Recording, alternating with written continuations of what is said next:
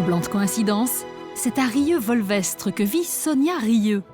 Native de Toulouse, cette artiste aime pousser la chansonnette sur la place du village.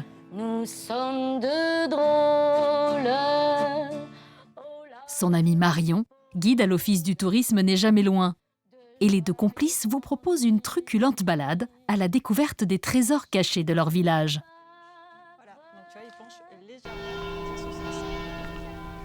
À Rieux-Volvestre, tout est douceur de vivre. Et derrière les colombages, les murs de pierre et les lourdes portes en bois, Sonia et Marion aiment remonter le temps. Direction la Tourasse. Ce massif bâtiment qui domine les autres date du XVIe siècle et a connu plusieurs vies. On va voir ça. Ah, ce sont les geôles. Là où étaient enfermés les prisonniers déserteurs de l'armée napoléonienne, c'est ça? C'est ça. Hôtel de ville jusqu'à la Révolution, la Tourasse se fait prison jusqu'au XIXe siècle. Et il paraît qu'il y avait un prisonnier célèbre ici. Tu penses à Martin Guerre? Oui. Oui, alors Martin Guerre, son procès a eu lieu à Rieux en 1560, mais on n'est pas sûr qu'il était dans cette prison-là, puisqu'il y en avait plusieurs dans le centre-ville. D'accord. Ah, mais c'est tout petit. Et ils étaient combien là-dedans?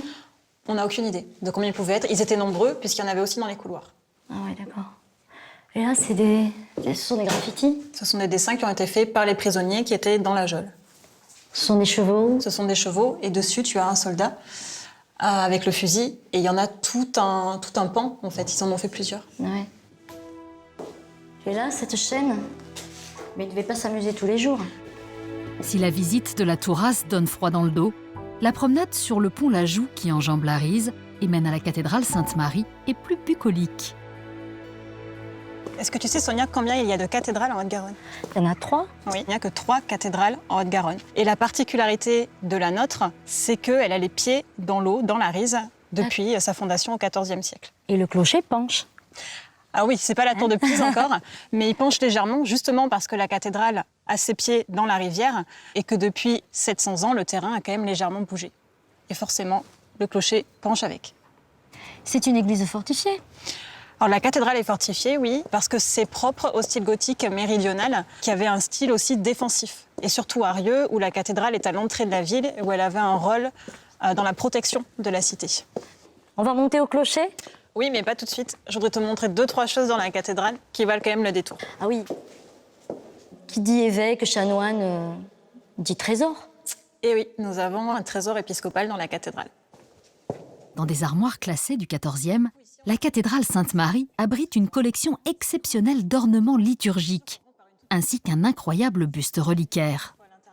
Donc c'est le buste de Saint-Sizy. C'est ça, c'est le saint patron de la ville de Rieux. Et il est en argent. Oui. Oui, il est fait avec 5 kilos de plaques d'argent. C'est le buste qui a le plus de valeur dans la pièce. Ouais.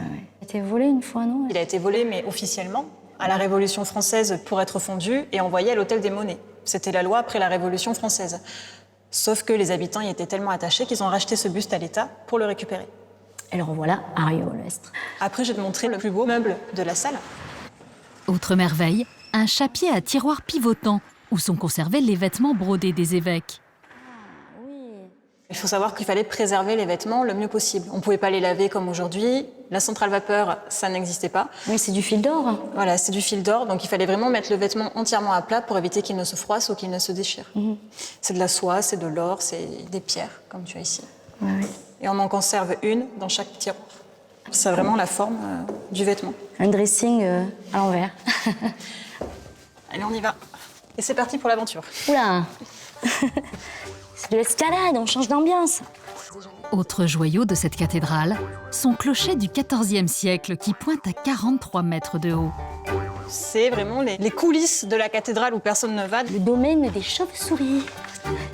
Une ascension assez périlleuse attend nos deux passionnés du Volvestre, qui savent toutefois qu'elles seront récompensées au sommet. Ne pas se prendre les pieds dans la robe. Oh là là. Ça, c'était la résidence d'été des évêques. Ah, c'est dingue, c'est magnifique. La vue sur les Pyrénées. C'est vraiment un privilège d'être là. Finir par ça, c'est absolument génial. L'apothéose. Autre village singulier que Sonia affectionne particulièrement, cette curieuse bastide circulaire, Martre-Tolosane. C'est ici, au pied des Petites Pyrénées, où l'on trouve d'importants gisements d'argile, que des faïenciers se sont installés depuis le XVIIIe siècle pour développer leur art. Une tradition qui a laissé une empreinte à chaque angle de rue et qui est aujourd'hui perpétuée par plusieurs céramistes, dont Stéphanie Joffre, que Sonia va solliciter. Je t'ai amené un plat Ouais. que j'ai trouvé à la maison, un plat de famille. Alors, je pense que c'est un martre. Ah oui, en effet, oui. Et qui mieux que Stéphanie, diplômée en histoire de l'art et faïencière, pour évoquer avec Sonia cette tradition locale vieille de 300 ans. Les motifs sont... Et le motif est un motif l'ibis. D'accord. Ah oui, je croyais que c'était des pommes, moi, tu vois. Voilà. C'est des ibis, Non, super. c'est des ibis. D'accord. C'est Ribé Bonassis. C'est un faïencier très très connu et très très recherché. Bon, j'ai un petit trésor. alors. Voilà, Je un prends petit ça. trésor. À 44 ans, Stéphanie est une passionnée qui insuffle à ses décors modernes un coup de jeune sur les traditionnels plats en faïence. Mais comme Sonia en fait l'expérience, le coup de main et de pied pour donner forme et couleur au plat n'est pas si simple. Normalement, ça se fait tout seul. Mais bon, Oui, tout seul, oui. Il faut coordonner les pieds. C'est comme un musicien sur un. Et voilà. pas mal. Oui, bon. Il y a quelques petits débordements. Hein. C'est pas très. Et une fois qu'elle sera sèche, elle sera comme celle-ci. Ah oui, d'accord. Tu vois, elle aura changé de couleur.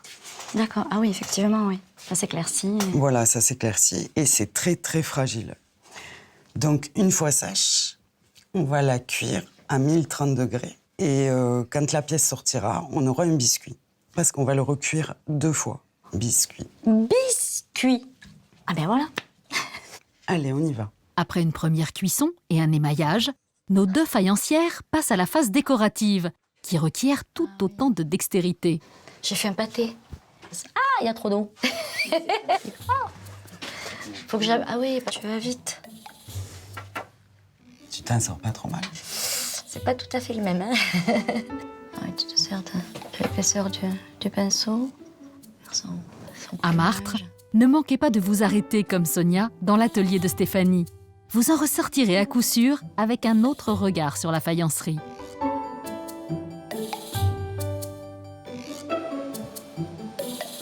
Si Sonia n'est pas encore une céramiste de haut vol, elle est en revanche passée maîtresse dans l'art de la confiture. Et c'est à Saint-Sulpice, dans le moulin à eau toujours en activité de Michel, qu'elle compte déguster sa dernière production avec son ami meunier. Je t'ai amené de la confiture. Hyper sympa. Ah oui, c'est l'eau du canal qui alimente le moulin. Ouais, c'est l'eau qui alimente le moulin. Oui. Et le moulin m'a travaillé sur la 3e voûte qui est à droite, là. Ah oui, On le verra tout à l'heure. Hein. d'accord. Dans ce qui jouxte sa maison familiale depuis 5 générations, Michel Aupetit perpétue la tradition de la minoterie. Approche-toi, tu Ouais. vas voir par la fenêtre oui. la roue en train de tourner. Ah, ça s'accélère. Je vois le débit de l'eau. Ah voilà, tu vois, c'est la force de l'eau qui fait tourner la roue en fer et qui fait tourner la meule. Une fois lancés, grâce à la puissance du cours d'eau, les meules s'activent et leur tournoiement vient écraser la céréale. Ça entraîne la meule. Alors, tu as vu le débit d'eau, tu peux peux monter monter si tu veux. Voilà, tu vas voir le blé dans la Je trémie vois le blé, oui, tout à fait. et le blé qui tombe progressivement D'accord. Ah oui. par loger. On entend cette musique, tac tac tac, tac tac tac. Les meuniers ont imaginé que c'était le bruit d'un cheval au galop. Galop. Voilà. Le petit cheval alors. D'où l'histoire du petit cheval. Dans beaucoup de moulins, on retrouve une tête de cheval sculptée. Alors, ce bruit, forcément, renseigne le meunier sur la vitesse de la meule.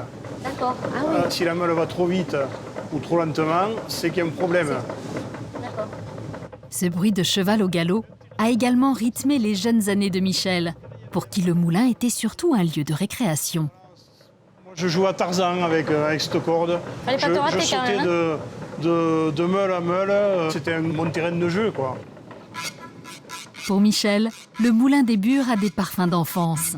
Et la farine produite ici a toujours servi à faire les gâteaux ou le pain. Il est beau ce pain. Fait avec la farine Eh bien, on va le déguster. Ta confiture. Allez, confiture de figues. C'est pas mal. C'est trop sucré.